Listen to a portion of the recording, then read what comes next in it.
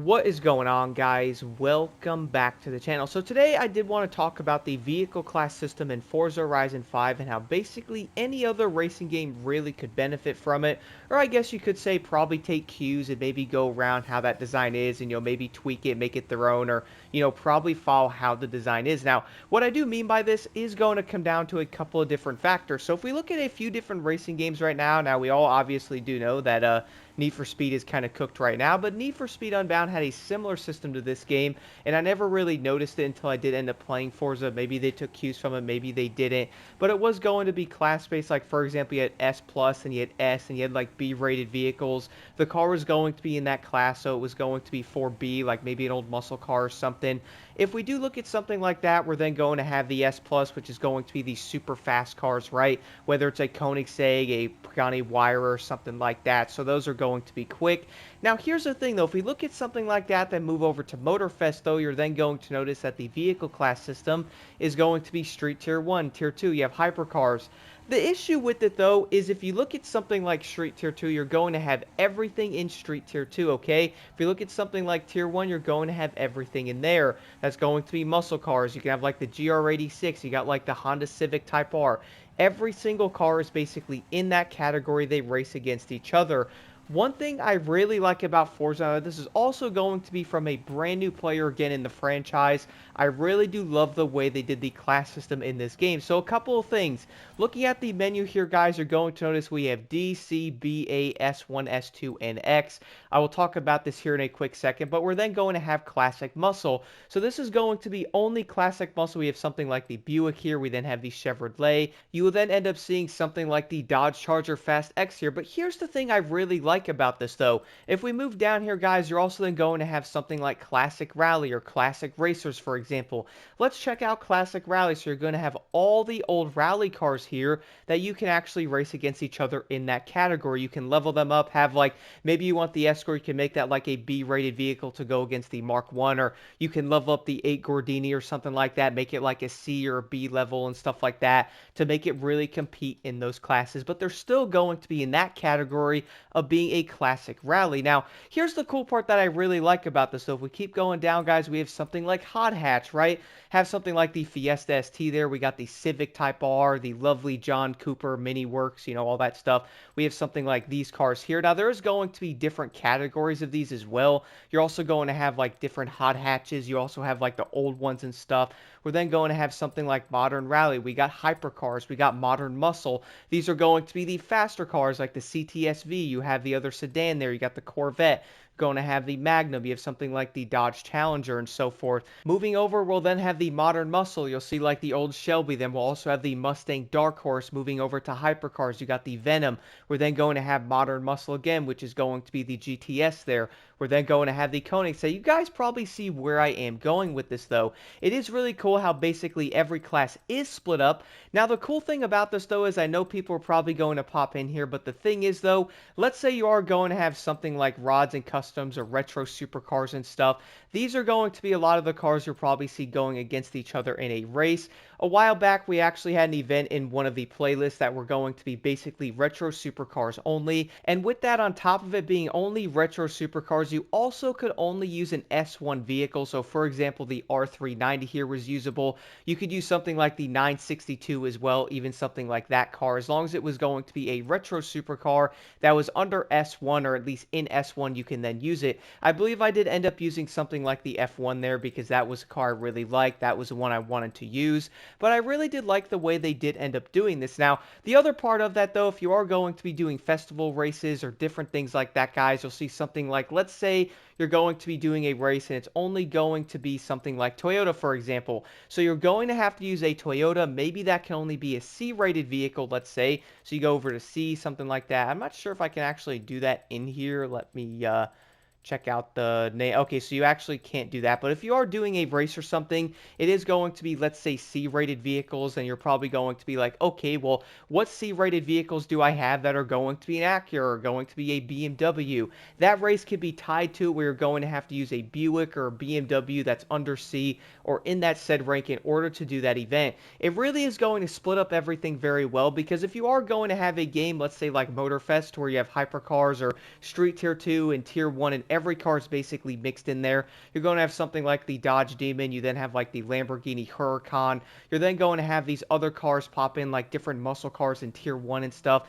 and they're really not going to be able to compete whatsoever against the other ones where you are clearly going to have muscle, maybe sports or something like that. Like this game is going to have different cars categorized into like their own thing to where you're going to have muscle going against each other. But it's not just going to be muscle, you'll have classic muscle, modern muscle, you have retro and stuff like that. So they are going to go against each other in the classes that they're in instead of throwing everything together into one race. What's that going to do? Well, if we are going to look at something like that in TCM, for example, if you're going to have all of those cars together, there is clearly going to be better ones, making a lot of the cars basically useless.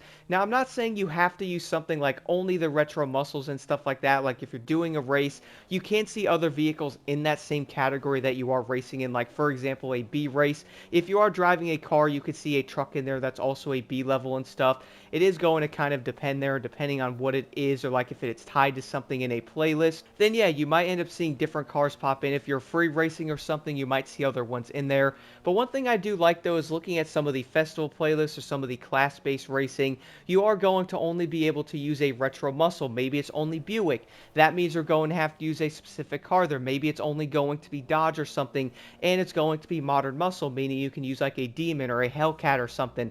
Those cars are going to be the only ones that are usable. One thing I'd like about this is probably simply down to the fact that it will end up helping the meta out because you can use those said vehicles in there. And I figured a good way to show this is to probably show an event here real quick, guys, at least when I am starting it, to show you how it would probably recommend vehicles, show you what to drive and stuff. So we're going to have like retro sports cars, we then have retro saloons and all that. But let's pick for this one, just to show this though, I am going to pick a modern supercar. So let's pick the 911 Classic. It is then going to give you like a small cutscene. I will show the lineup showing you that it's similar to that car. So after the small cutscene, we're now going to be loaded in here right before the race to start. Let's then hit the starting grid. You are then going to notice many of the vehicles. For example, guys, I will show this. We have the BMW i8, we have the Gallardo Spider. The cool thing about this though is if you do end up going back into the menu, let me quit this race here and go out of the event. You will then going to notice that some of the cars the game is going to have against you is in a very similar class, but also level. One thing I did like about it is, yeah, you don't have to have the vehicle like 800 or something. You can also probably get away with having that car like 750, at least if you're not racing in multiplayer. The AI are probably going to be very similar to the vehicle level that you're running, so if you're looking to mess around and stuff, you could probably run vehicles. Maybe that car's not maxed out, or maybe you might have forgot about the car that you were going to use, so at least that one is going to be set up. But here, let me show this real quick. So let me go over here, and probably be easier to go to BMW. I think I own the i8, don't I? Here's the i8. Modern supercars right there, guys. So I did want to show that. Now, if we go down over to Porsche, though, you are then going to notice the car that I just drove in that event, which, where is it? Where? Oh, I'm probably in it. That might literally be why. I'm literally in the car, bro. Nice. See, I'm still new. That's also going to be a modern supercar, though, so it's going to put you in a car in that class that you're using.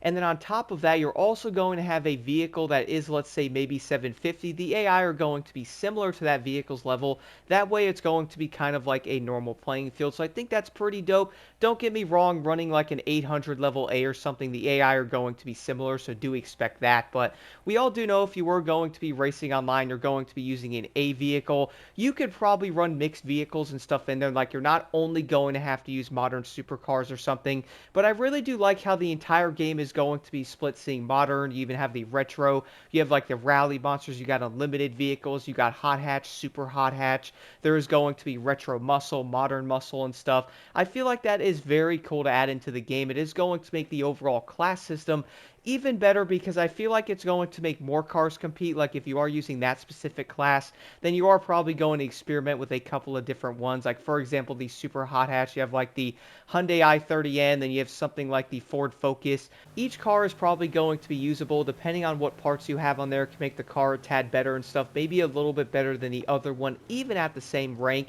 But one thing I really like about that though is it is going to mix up the overall gameplay, mix up the meta and stuff, because unlike Motorfest, it's not going to throw in every single car in a tier 1 where you can go, okay, well, This car is clearly going to be terrible. If I'm going to use a Civic Type R, like an old muscle, it is probably going to be obvious which car is going to be better. Sure, you can tune the muscle car, but it is still going to be slower than something like a Civic Type R, like the GR86 or something. So you're probably going to pick one of those. Those are clearly going to be faster, making most of the other cars in that entire class basically useless. I always got kind of frustrated with that. I made old videos about that in Motorfest going, yo, let's mix around these classes, bro. Let's have muscle. Let's have something like classic.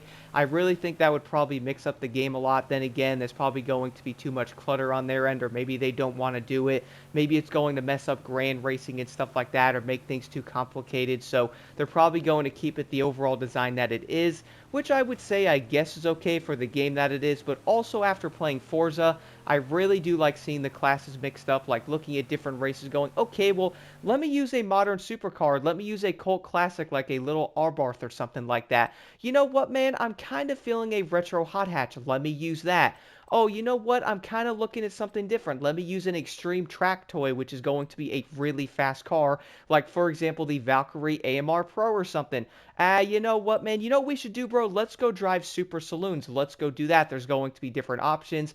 Let's go drive some modern sports cars. Y'all see where I'm going with this? Like, each car is broken up. We're going to have classic sports cars, so those cars are going to be deemed in that said thing. They're going to be in that class. They can also be to a specific level depending on the event. Like, maybe you can only use, I think D goes to 500, so let's say you have to use a retro hot hatch, and the level's only going to be to 500, right? So you have to use those in it.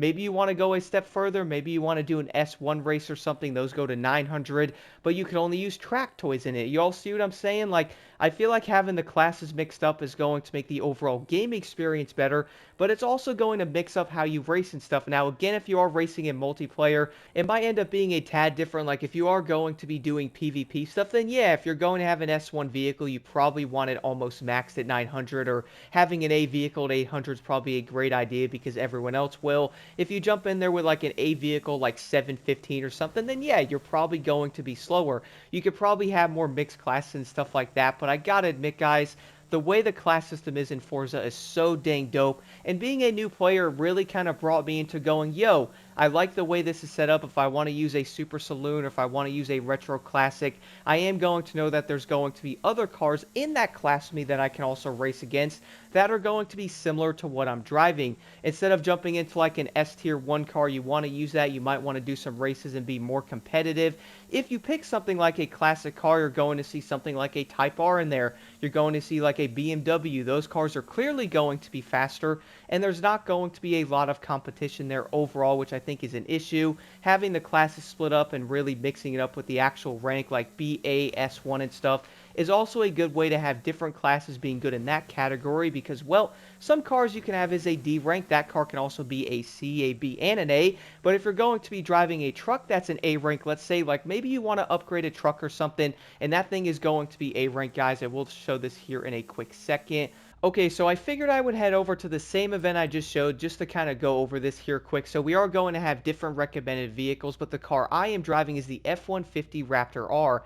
Now let's see what vehicles it puts against me when I'm picking this one, which is going to be considered a pickup and a 4x4. I wonder what gave that away looking at it.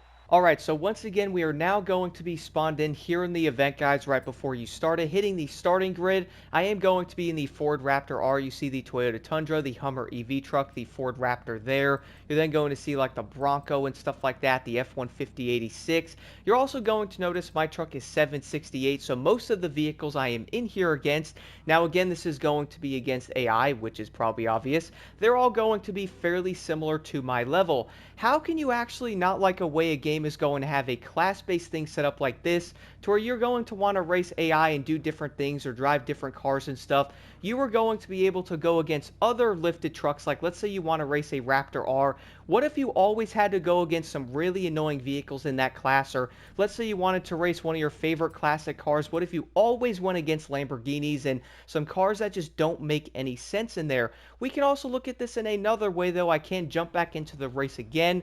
This time, though, I want to click a very old vehicle. Let me drive over to it real quick. Man, the Raptor R is... Gosh, this truck is so beautiful, man. But here, let me go to enter event, solo. This time, though, I do want to use a different type of vehicle. I'm going to use a classic, so let's see here. let's use something insane. Let's go with cult cars. Okay, let's use one of these. Let's use something like the Gremlin X and see what it does end up doing with the entire cars you go against the level I'm using.